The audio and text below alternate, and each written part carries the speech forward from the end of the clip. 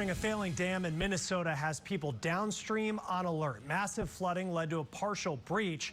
No evacuations are happening yet, but officials say the situation could rapidly change. Correspondent Julie Martin following the latest on this for us. Julie, just such a scary situation playing out.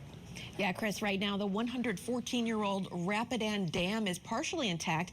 The flooded Blue Earth River has washed away its west side, and officials fear it will not stand up to the power of Mother Nature. Take a look at these incredible videos here. This home precariously perched there alongside the dam, the earth beneath it eaten away. Officials say it could collapse. And you can also see the debris built up along the dam and the powerful water rushing through its collapsed west side. So the flooding there also took out a power substation temporarily.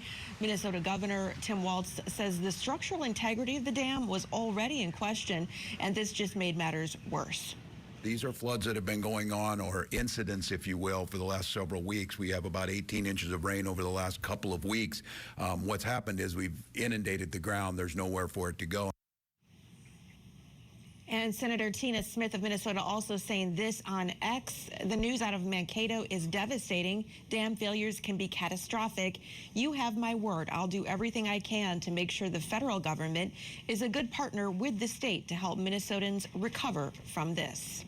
So the dam is in the southern part of Minnesota, about 70 miles southwest of Minneapolis, flows about 100 miles downstream into the Minnesota River, and there are 21 cities along the way, with Mankato and Fairmont being the largest two.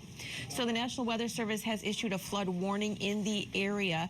Now, I will tell you, they do believe the levee at Mankato will be able to hold even if this dam does break. The river expected to crest later on today. However, we do have more rain in the forecast this week, so that is not good news, Chris. No, not good news at all. And you see where this is playing out in southern Minnesota, right above in Iowa, where we've seen so many roads closed as well. Julie Martin for us. Julie, thank you.